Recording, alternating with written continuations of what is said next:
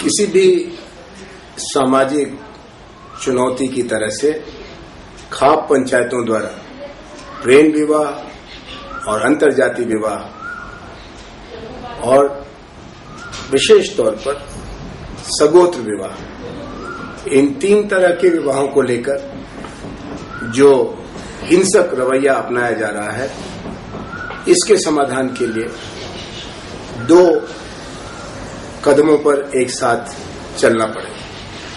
पहला कदम तो कानून को अपने हाथ में लेने की कोशिश के बारे में नीचे से लेकर ऊपर तक पूरे प्रशासन और राज्य व्यवस्था को चलाने वालों को एकमत होना पड़ेगा कि किसी भी हालत में किसी भी सवाल पर किसी को भी भारत के किसी भी नागरिक की जान लेने का, उसको दंडित करने का कोई अधिकार नहीं है। यह काम अगर जरूरी भी हो तो पुलिस की शिकायत और न्यायालय की निर्णय व्यवस्था के अंतर्गत करना चाहिए। इसलिए पहला कदम तो कानूनी सख्ती का है। बिना इस तरह की साफ सख्ती के हम टुकड़े टुकड़े समाज के रूप में बड़ी ही खतरनाक हालत में आ जाएंगे। किसी को शादी का बहाना मिलेगा तो किसी को जात का बहाना मिलेगा, किसी को धर्म का बहाना मिलेगा, किसी को संपत्ति का बहाना मिलेगा। हम इन खाप पंचायतों की ऐसी हरकतों के चलते धीरे धीरे एक जंगल राज की जैसे होंगे, जहां भीड़ का झुंड किन्हीं 1, 2, 5 लोगों को अपनी नाराजगी का किसी भी हद तक शिकार बना सकता है। तो पहला कदम तो कानूनी स्पष्टता और हस्तक्षेप और सख्ती का है। लेकिन दूसरा कदम उतना ही जरूरी है। हम खाप पंचायतों में बैठने वाले मनुष्यों को, जिनमें सभी पुरुष ही होते हैं,